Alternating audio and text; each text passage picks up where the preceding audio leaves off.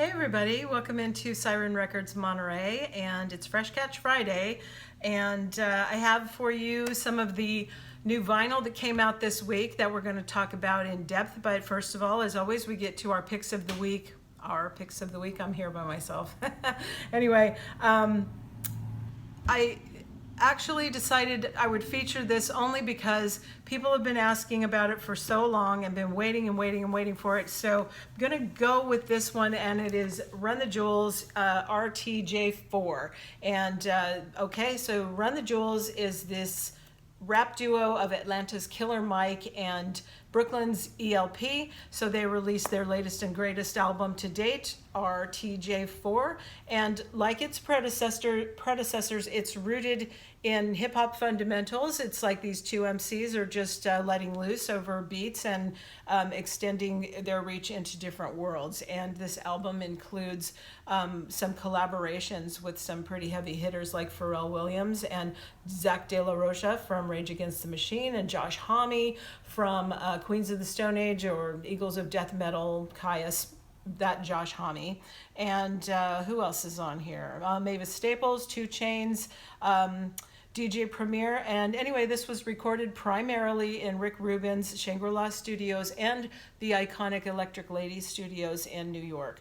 And it's really diverse enough to appeal to like the hardcore crowd, but it kind of swings over genres. That's forefront of it is lyrical hip hop, like you're used to with them, but they are really just making for now what people are considering very important and very engaging music, and this represents the next step in their evolution. They are taking Run the Jewels from being like the hottest underground kind of band to kind of the biggest rap group in the game right now. So this comes 3 different ways. We've got the super duper deluxe 4 LP version, okay, and then it also comes on pink and clear vinyl or just straight up pink vinyl. So anyway, that is here for you now. I know you all have been excited for that. And, you know, if I'm being honest with you, my personal pick of the week is not that. It's actually this Butcher Brown. And this is, the title of it is like hashtag King Butch. And so, yeah, its own hashtag firmly in place. This is the 10th album from this band. It's up from the Roots legacy of their first it's their first with Concord Records, which is like a division of Concord Jazz, and 13 tracks that they are here with collectively represent bold step forward for this 5-piece. Now they come from they're right out of Jellystone Studios in Richmond, Virginia. And so, you know, their normal stuff is this kind of heady fusion of contemporary hip-hop infused with jazz. So they really remain true to that, but also thrown in a little 70s fusion and funk, and you'll even hear a little bit of Southern rock in this, and believe it or not, some marching band music. I know that sounds weird, but I really, really loved this listening to it today. I just thought it was so good, so different, and really just melds together all those things in such a cool way that if you're looking for something that is like surprisingly different, then this is you might like this. It reaches across the divisions of genre, generation, ethnicity, and geography. So, you know, it's really got something for everybody if you just give it a try. And, you know, this is kind of something that's been developing with them over time with their records. You know, this is their 10th record. So it's taken them a long time to get there, but just the studio musicianship and the songwriting crafting that's going on here, it really kind of, you know, cements their place where they've always, you know, had this great critical acclaim, and they're also meant to be like live, just an amazing band to see. Anyway, something different for you.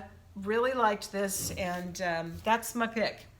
Okay, so we're going to move on to, there's a new Colt album, and this is called Host, and this is on the Cinderland label. Okay, so this is their fourth full-length LP, and this is a New York duo. There's Madeline Fullen and Brian Oblivion, and I have one copy here that's been signed by both of them here and here. So one lucky person is just going to get this, and the other ones are just regular. But anyway, kind of nice. This is limited to 1,000 copies, though. So. It's a bold new chapter for them. The interesting thing is that Madeline Fullen mentioned that she'd been writing some songs on her own, and their guy that produced this, Shane Stoneback, he asked her to share. And so when Shane and Brian heard what she'd been doing, they were like really impressed and like wanted to explore that further. So the result is this really utterly mesmerizing new album called Host. They used a lot of, her songwriting for a change, which is, not the way it was. I guess she had in the past always just been kind of too shy to bring her own stuff, and kind of just was happy to just do, Brian's stuff. So anyway, this one is written more collaboratively than ever before. And it's recorded primarily with live instruments for the first time, too. That's not usually their game.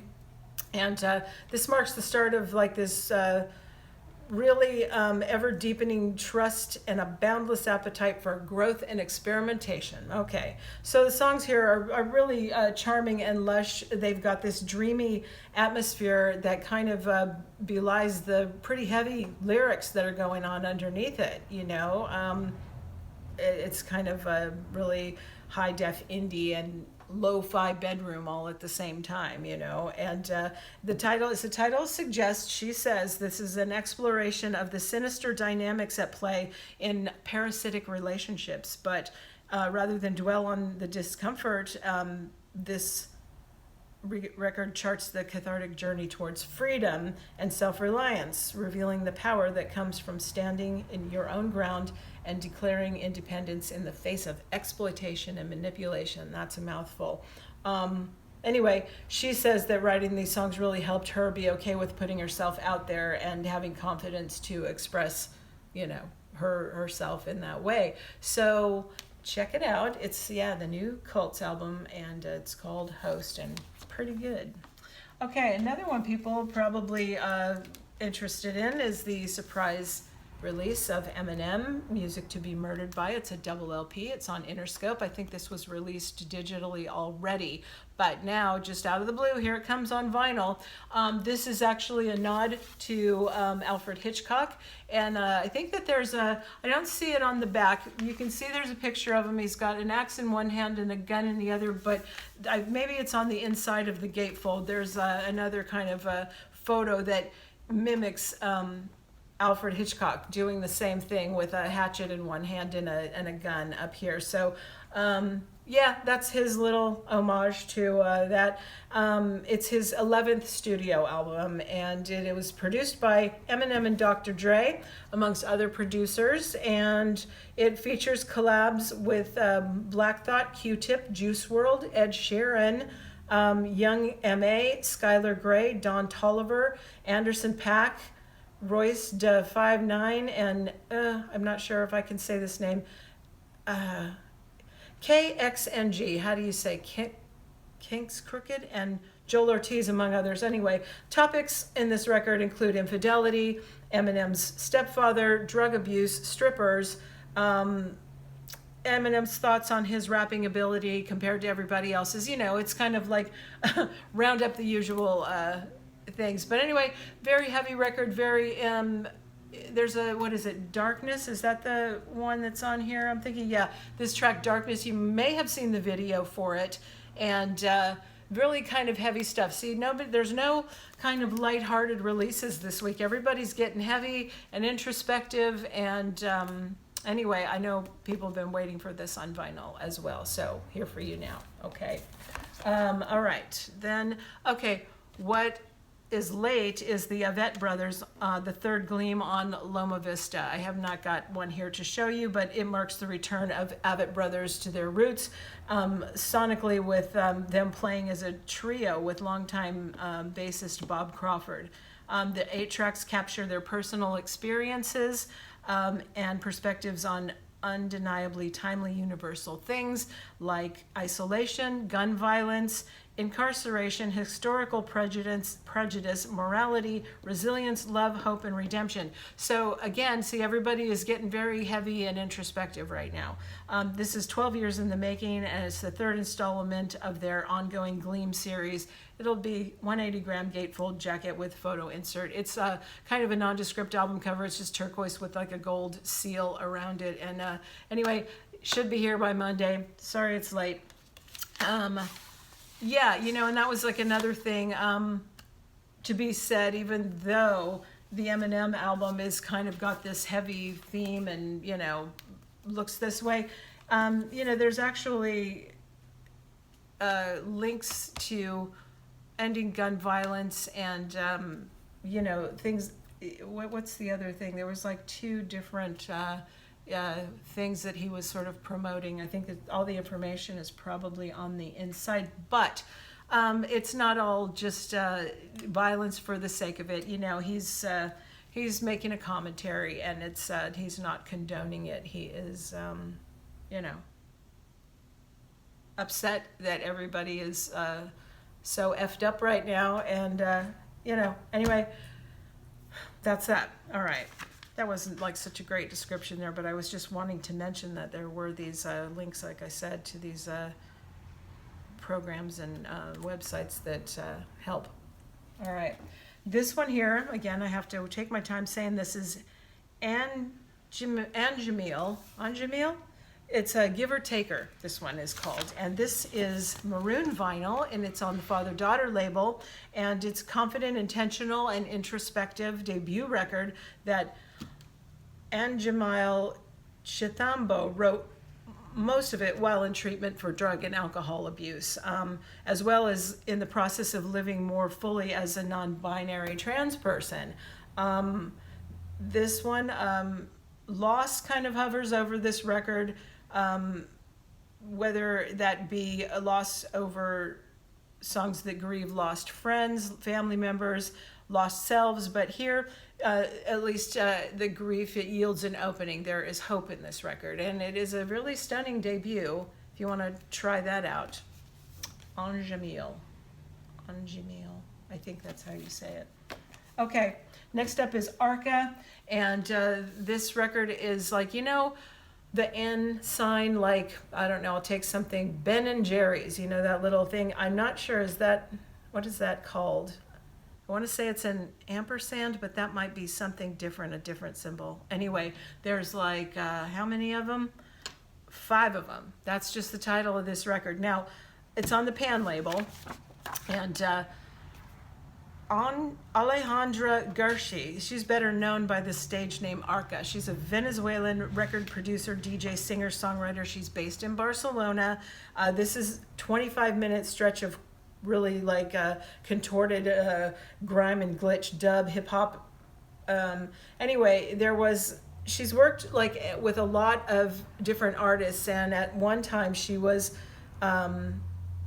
there was an impending co-production credit on Kanye West's Yeezus in 2013, but it included cuts of sound and beats that were just too weird for that project. So while becoming a piece of experimental art that would come to define what is now broadly known as the post-club sound, it's music that is you know, really experimental. It's made as much for your mind as it is for your body. I think this has been out of print for a little while. Back for you if you are interested in Arca.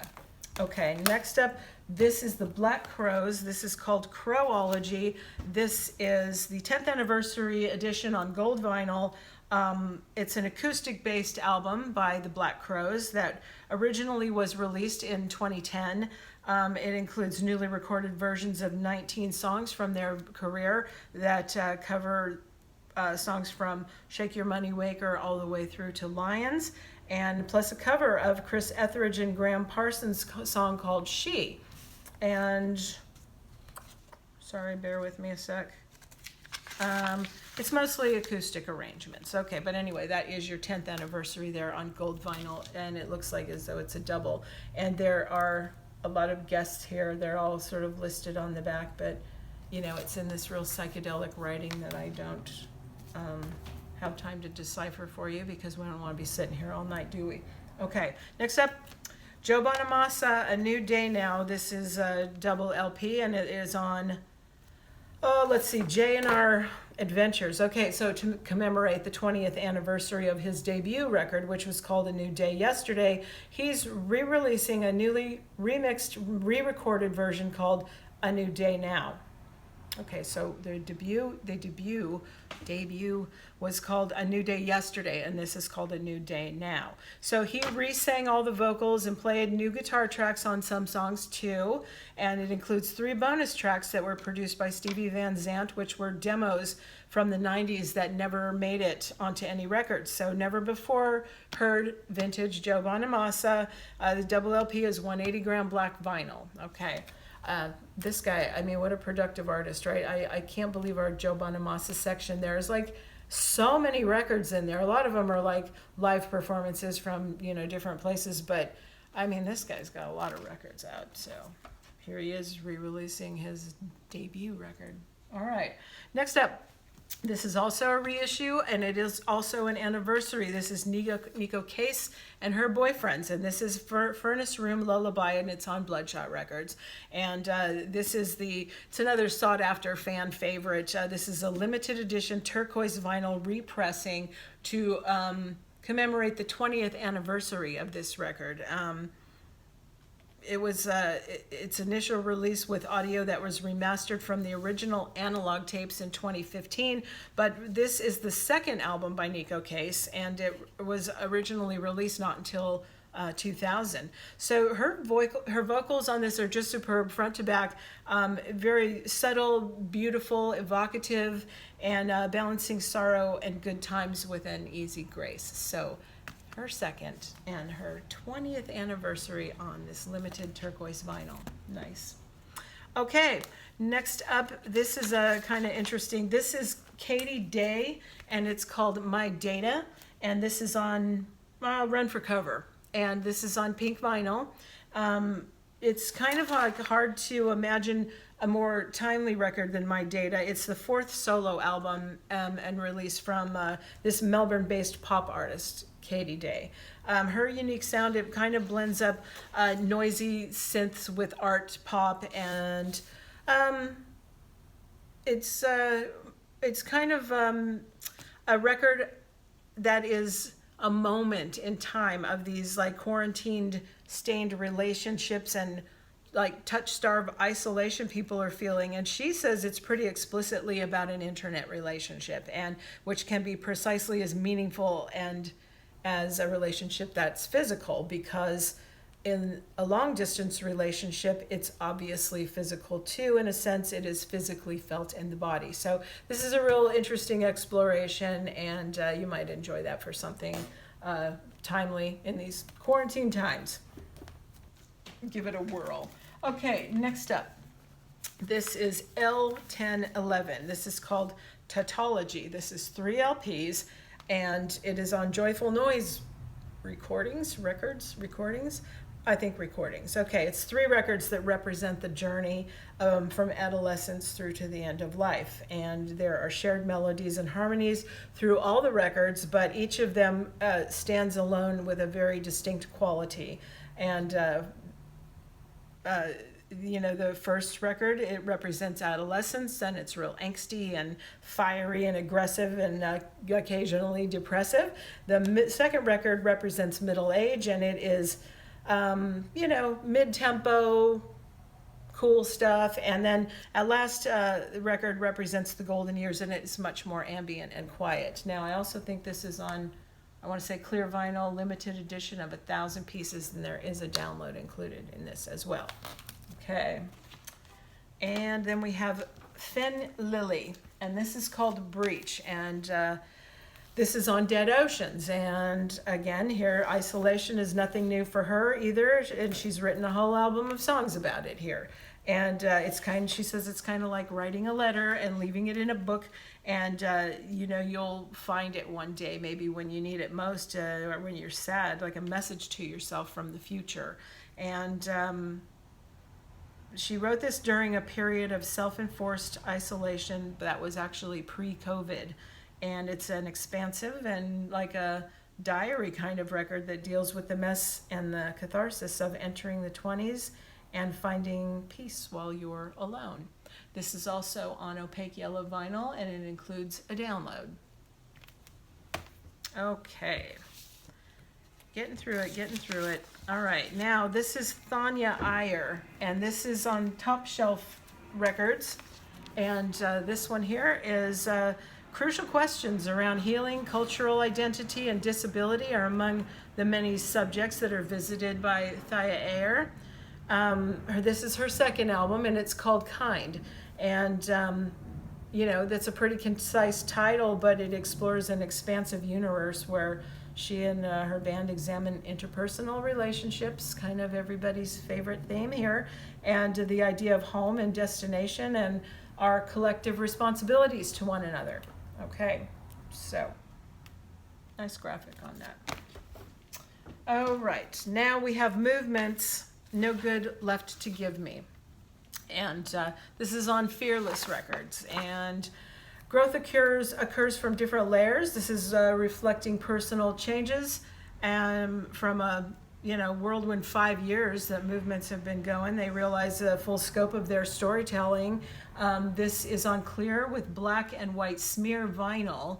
And let's see, again, it is not only does the music address the emotional push and pull of relationships, but it also explores loss, love, mental illness.